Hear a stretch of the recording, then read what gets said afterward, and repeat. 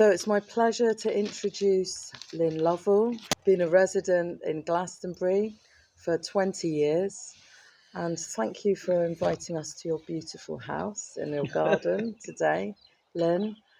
And we're here to talk about the World Heritage. And I know that you've been quite involved with the discussions in the town. And so I'd just like to begin with asking, what is your connection to Glastonbury? Okay, well, I very first came to Glastonbury in 1967 when a boyfriend of the time brought me down here to climb the Tor. And it was quite amazing. I hadn't really had an experience either of the countryside as such or of the energy that was flowing around, and the actual experience of being on the Tor. And we stayed for a few days in the back of his van at the base of the Tor. Can't do that anymore. And it was just a very magical experience, and it opened a lot of doors for me. And over the years, I came back to Glastonbury quite a lot. Anyway, I decided that, that I wanted to move here. But I had 3 children at school in London, so we stayed in London until they were all finished. And in 2003, I moved here. However, before that, I'd also become part of Paulden's Glastonbury camps, which morphed into Oak Dragon, which morphed into Rainbow Circle. Now, once Rainbow Circle started, I became one of the hierarchy.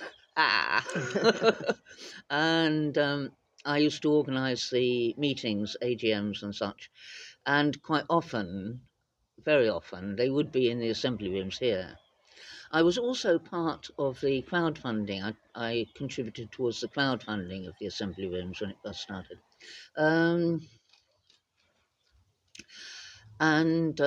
So I knew quite a lot of people down here, but it wasn't until I moved here in 2003 that I started to become really involved in what was going on down here. And I found that I was a real newbie. And anyway, I started to take part in the ceremonies that were happening and the ceremonial life of the town. And I was part of the Beltane ceremonies. And in 2011, I organised the Beltane ceremony. I have a feeling that the person who was going to organise it dropped out or something like that. I wasn't expecting to organise it, and then suddenly I was organising it. Not only up at the Coombe, which I would have been up for anyway, but also at the Market Cross. So I had a big input into that ceremony. Then there was 2012, which Drew did, and 2013, which Merlin did. But anyway, and I took part in all of these ceremonies. So I feel I've got a strong connection, which is, it's not a connection which is just that it's a nice place to live. It's really a connection with the energies that are flowing here, and which are available to tap into if you are of that ilk. So how did you hear about the World Heritage status proposal? That's an First? interesting point, because I am a member of the Green Party, and I would have thought that I would have heard about this before, but I didn't. I heard about it when there was a a survey sent round about, ordinary Glastonbury things. Do we want a footpath here or a road there? And then suddenly at the end of it, there was this question that said, we're thinking of continuing, I suppose, our application for the World Heritage Site, and do you think it would be a good idea? And without too much thought, having ticked this and that to the roads and the paths and all the other bits and pieces, I said, oh, yeah, okay, it sounds like a good idea. And then I started to find out about it. And when I started to find out about it and thought about it more carefully, because it was just the last question, or last but one question on this questionnaire that I'd been answering, and anyway,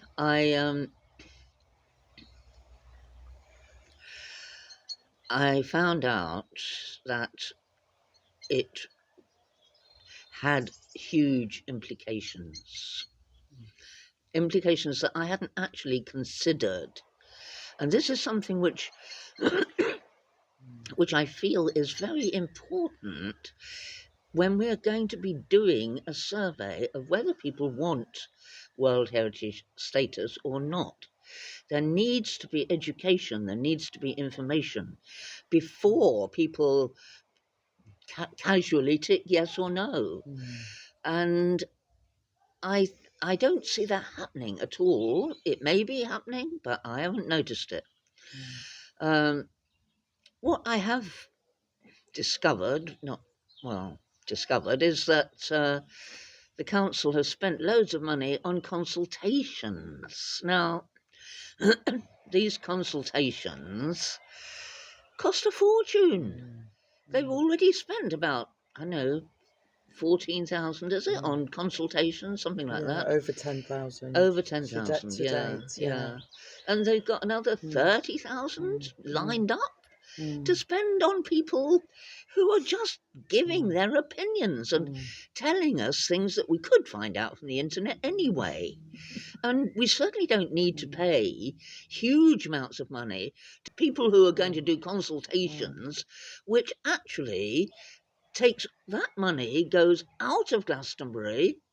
Whereas, if we really wanted to know these things, we could pay somebody in Glastonbury to research them on the web. It's not difficult.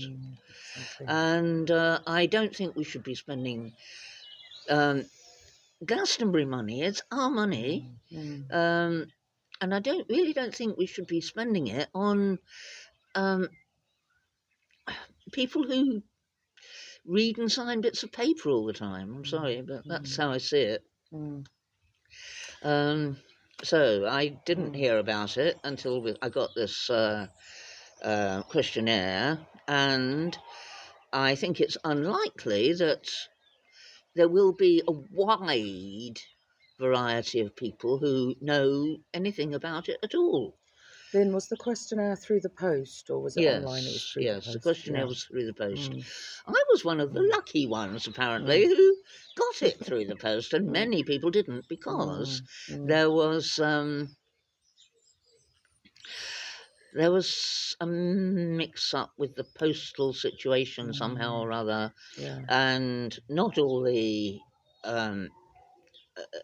consultations got sent out. And then I think there was something like 6 or 7% of them came back. And really, that's not quite what I would call an adequate consultation. Exactly. So what do you think that the impact of World Heritage status would be on Glastonbury if it came in, or Avalon? Well, the main thing that has come up, because I've done a little bit of research into this site or that site. Also, there was a programme on the BBC. I checked the date. It's December 31st, 2024. It was called Assignment, and it was called The Human Cost of World Heritage Status to the people of Angkor Park in Cambodia. That's not exactly the title, but it's more or less that. And you can look it up. It's on YouTube. No, it's on iPlayer. It's probably on YouTube as well, but it's on iPlayer. And type in assignment and go down the list, and you'll find anger. They call it Anger Wonder. Anyway, so I checked that out, and I also know a little bit about Bath and quite a bit about Stonehenge. And the absolutely main thing that happens is tourism. Hundreds of thousands of tourists.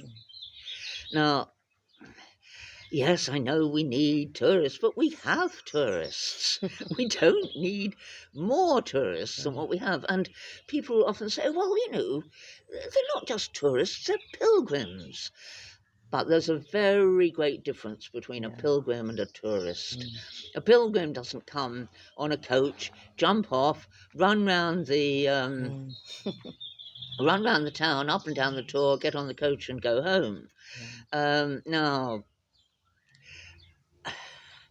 we certainly wouldn't want tens of thousands or hundreds of thousands of people doing that or coming to live here. But anyway, the thing about tourism is that when it escalates like that, it's got huge effects. And it affects the whole balance of the energy within the town. And that, I think, is really important. It's I was down in the town yesterday, and it was quite full of tourists, really. There were a few Glastonbury people, and I sat down by the Market Cross because that's where there were most Glastonbury people. But there were loads and loads of tourists, and I went into the Crown at one point to get a drink, and it was hugely loud and raucous in there. Goodness me, why are all these people shouting at each other? And I realised that there was one group of people who were shouting at each other, and then everybody else had to shout so they could be heard. And it was not a nice atmosphere. And I'm not against tourists and tourism, but you have to have limits on it. It's just completely out of hand. Not now, but it would be. I mean, okay, I have heard that we have 30,000 visitors who go up the tour each year. I don't know where that comes from, but I got that from something. Now, if we were on a UNESCO bucket list, we would have hundreds of thousands, and that's probably, well, it's at least 3, maybe 5, maybe 10 times what we've got at the moment, and it would be absolutely impossible to deal with that number of people when with the infrastructure that we've got. So we would need more roads, we would need more hotels, more B&Bs, more cafes, more pubs, more car parks, and then Glastonbury would disappear under all this weight that is created by the incoming tourists. So,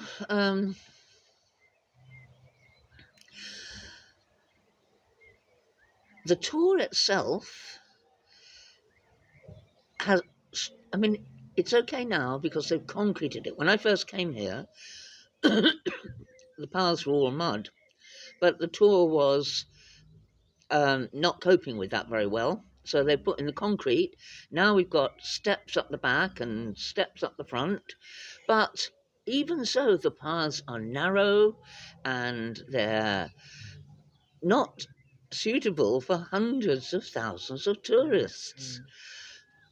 So what do? Do we restrict the access to the tour? Do we charge for the tour? Do we have a disabled lift that goes up the tour? Um, Mm.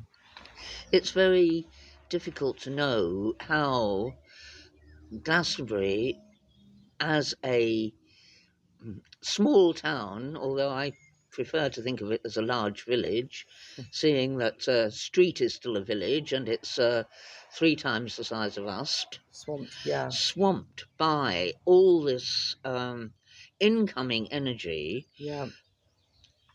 And it wouldn't just swamp what was here, it would push out what is here. Mm. Now, I know that the energy of Glastonbury doesn't come from the people who are here. It comes from the land, it comes from history, and it's an energy point with huge numbers of ley lines going through it. And I know that that energy comes from the land, but the people who work with that energy, the people who draw it out, who work with it and who share it, and who experiment with various different forms of ceremony and ways of working, those people won't be able to afford to live here. Yeah. The cost of housing absolutely rockets when you've got something like a UNESCO site. Yes. In Bath, Actually, it's 25% increase. yes, Yeah. Mm. yes. I remember from the debate that we had, Mm. there was one man whose name I don't know. He was talking about Bristol, and he was talking about St Paul's and St Werburg, Yes. Yeah, St. Warburgers, yeah. Werburgs and Yeah. Werburgs. Um, That was uh, Tom, yeah. that was Tom, his name is Tom. Tom, yeah. Tom, thank you. Mm. Yes, that's right. I Mm. remember now. Tom. So anyway, he was saying how people in St Paul's, many people didn't want the place to be made better and made easier and to be smartened up because they wouldn't be able to live there anymore. Um, and then he said that he had known what had happened to St Warburg's, and it wasn't that it had become a UNESCO site or anything like that, but it had just been smartened up. And now it costs, he said, £2,500 for a little terrace, a month for a little terraced house, probably like the one that I live in here. Yeah. £2,500 a month? That's outrageous, and it would price everybody, including all our children, completely out of the picture. Yeah. Exactly. So, the people have talked about, what could happen, and somebody also spoke about it being artificial. And artificial is just like it's like people are acting what they're doing instead of doing what they're doing. And I do see that in Glastonbury even now. But it would get much worse because we would be, or somebody, not us, but somebody would be putting on some show or other about King Arthur and Guinevere and Joseph of Arimathea, and there'll be presentations, and it just would quash any real contact with the land. So people have said, and I think a lot of people who would like the UNESCO designation think that it would protect our sacred land. And in fact, what would happen would be quite the opposite. It would absolutely desecrate the land. There is no guarantee, anyway, within the World Heritage status. There is no guarantee of protection for the land. And what can happen, like what happened at Angkor Wat, is that the local authorities have used that designation in order to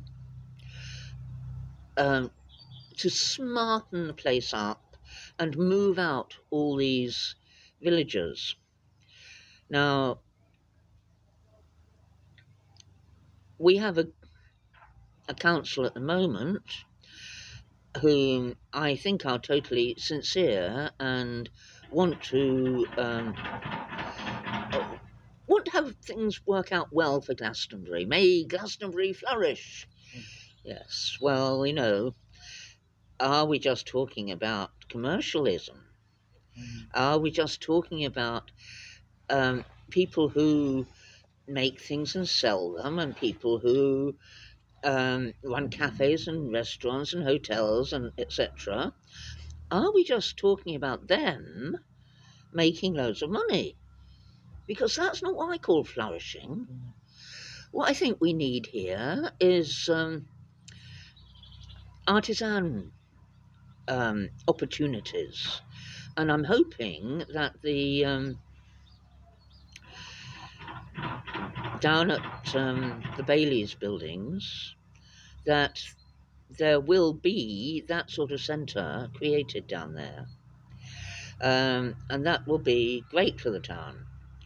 But it doesn't come, that sort of energy doesn't come from having loads and loads of tourists, because what tends to happen with a market is that when you've got lots of people buying stuff and lots of people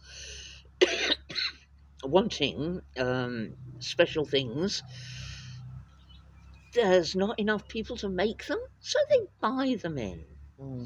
So they're buying in stuff and then they're selling it, which is okay. It's a normal thing to do, but it's not quite what we do here most of the time. We need to create a flourishing Glastonbury that flourishes with its own people, with its own energy. There's so much creative energy here. There's so many musicians, so many poets, so many craftsmen. There is so much here. We don't actually need more. What we need is facilities and funding for these people. Yeah. This is something about what is happening with the council at the moment, is that it's spending all this money on consultancies, and it could be actually encouraging real growth. Real growth is to do with people making and doing things, creating things. It's not just to do with buying and selling. Power and control. Now,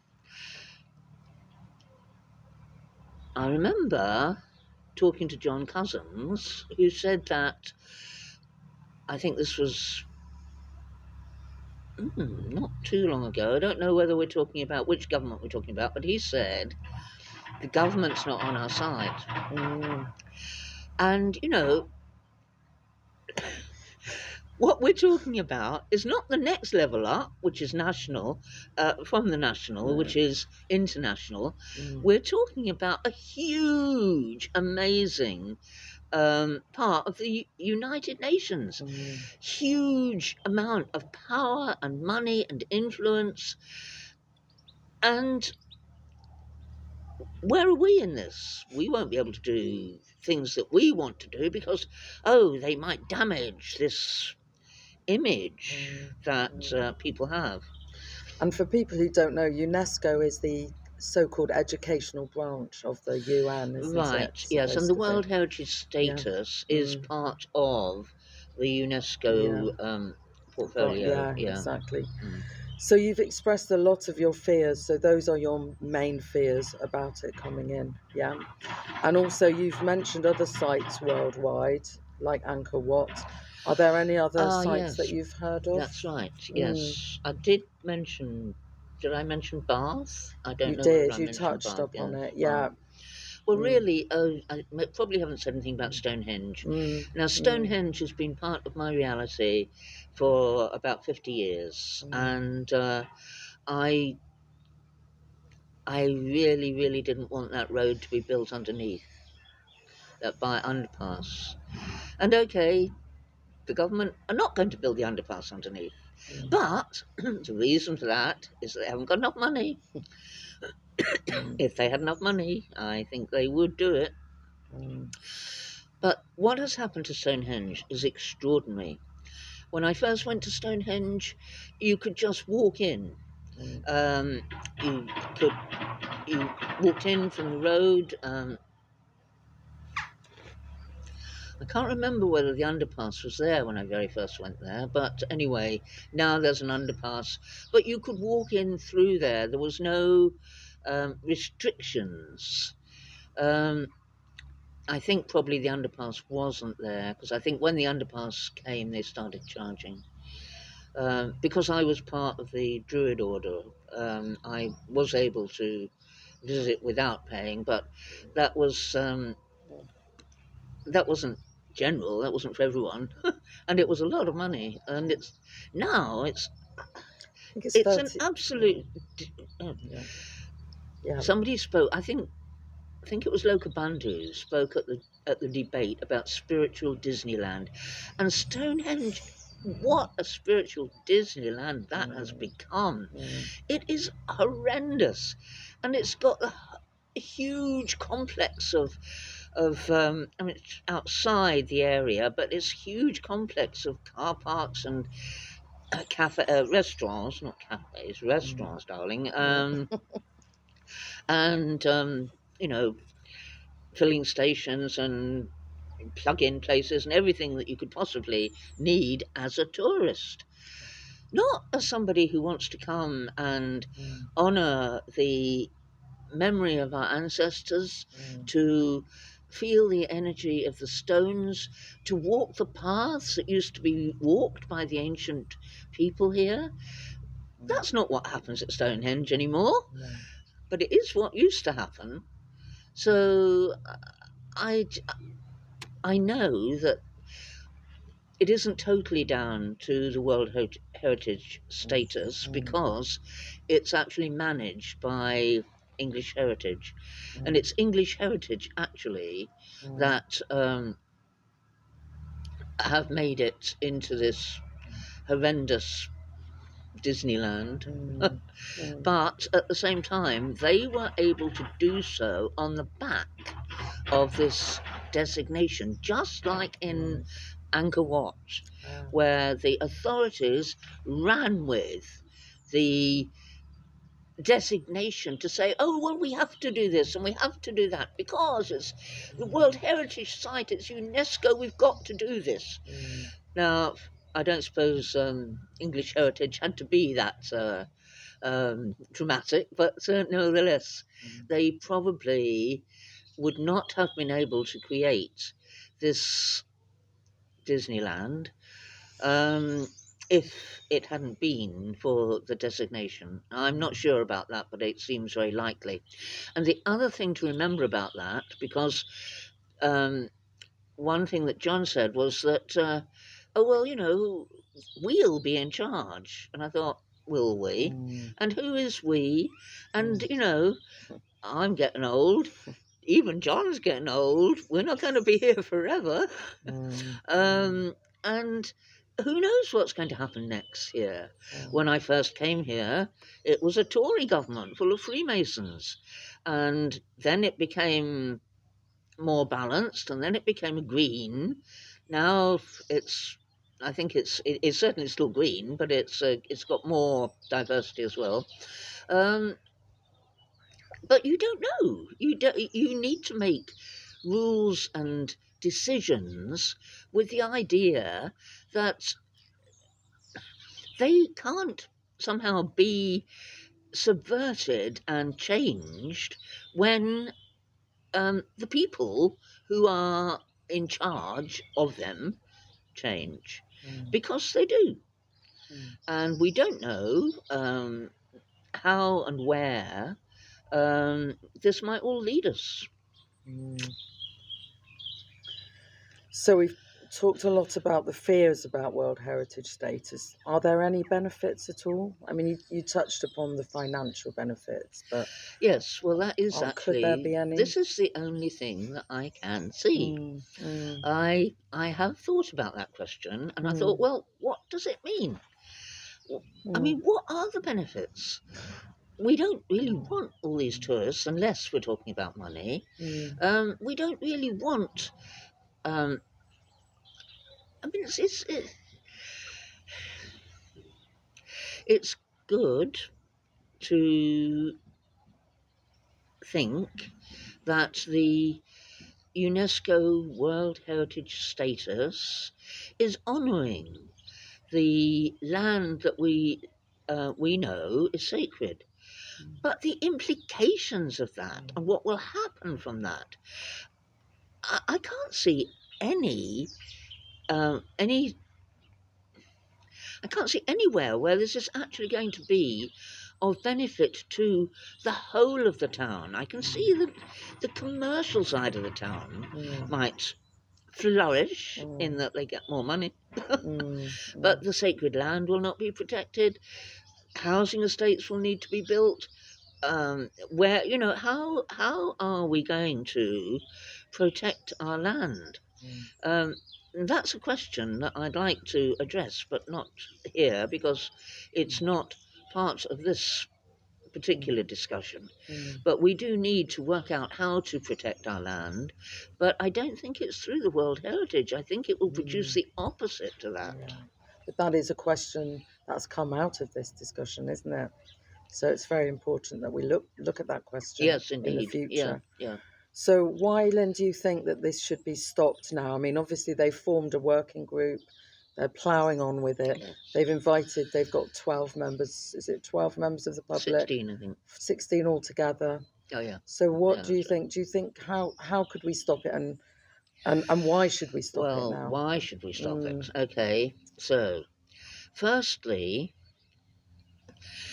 the more you spend on consultation and the expenses of the committee, which won't be anything in comparison to the consultants, mm, the more you spend on consultancy and the more energy that is put into checking it all out and trying to work out whether we could do this, that, or the other, the harder it's going to be to stop it. And it really needs to be stopped. And so it needs to be stopped now, before it gets too far along the road for anyone to actually pull it back.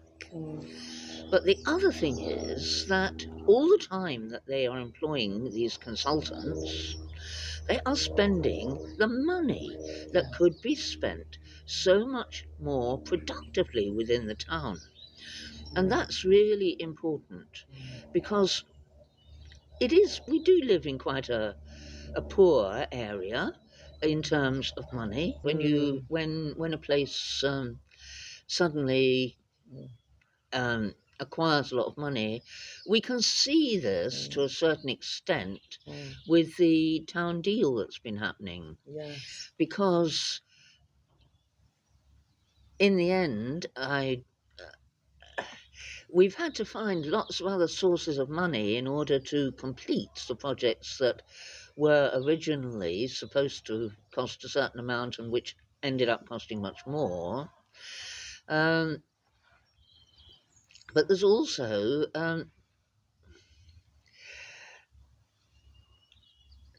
the fact that much of the money goes on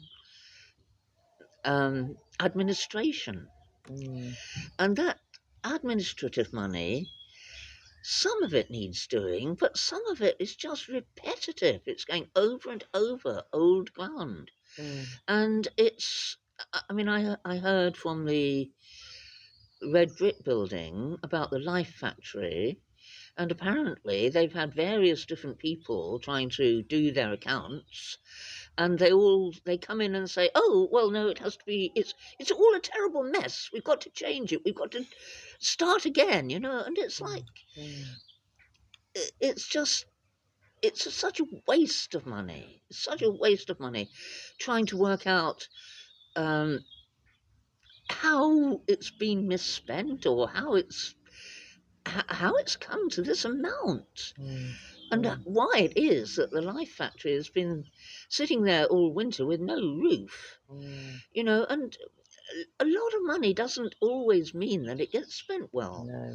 I had a lot of money when I came here. It dribbled away. I was absolutely determined that it wouldn't, but it dribbled away.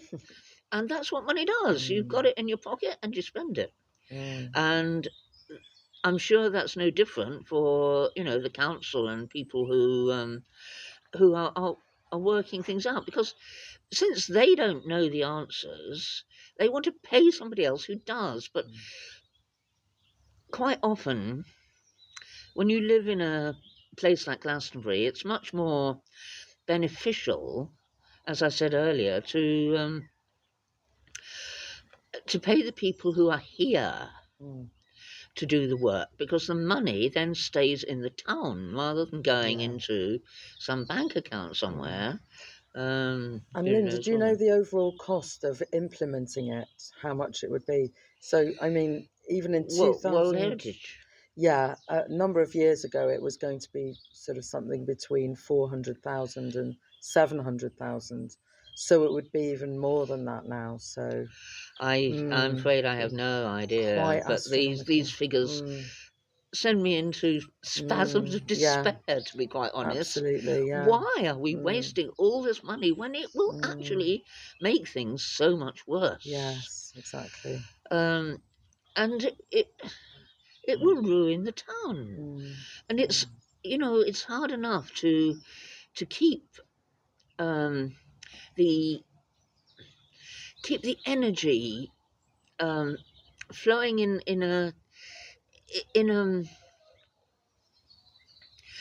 a direction where everyone benefits, rather than being sort of overwhelmed by new people who come in. And I have absolutely no objection to people coming to Glastonbury if they want to come to Glastonbury. But if they want to have somewhere that's close to Bristol, or somewhere where they can work from home and not actually care really whether it's Glastonbury or Street or Wedmore or anywhere really will do, as long as it's cheap enough and has facilities. So it's. I like to see people who come to Glastonbury who want to be part of it, who want to contribute towards the amazing things that we do actually put on here. Things like the cross-quarter ceremonies and all the music that goes on all the time, and plays since. John Constable, his name is, but he's known as John Crow. Since he came here, he's been amazing in generating energy around. We can't call them plays; they're sort of experiences that you all have together, talking about things. I used to know John in London, and he's just continued the same sort of involvement. But that involvement is what you need. That's what makes people part of Glastonbury, rather than sort of sitting on the sidelines and watching Glastonbury happen, so to speak. And they also talk about a Glastonbury experience when you come here, isn't it? You have this Glastonbury experience, and it's unique to everybody. Exactly, you have to have the people to give you that experience. I mean, you can, if you can find amongst these 100,000 tourists, if you can find a spot of seclusion Yeah. in nature, you might be able to, Mm. to tune in and pick up the energy from the land and from the vibrations of it all. But to have the Glastonbury experience, you really have to um, interact with people. Mm. And people come to Glastonbury. I used to come to Glastonbury when I lived in London to buy presents, Yeah. because you couldn't buy anything in London that wasn't completely everywhere.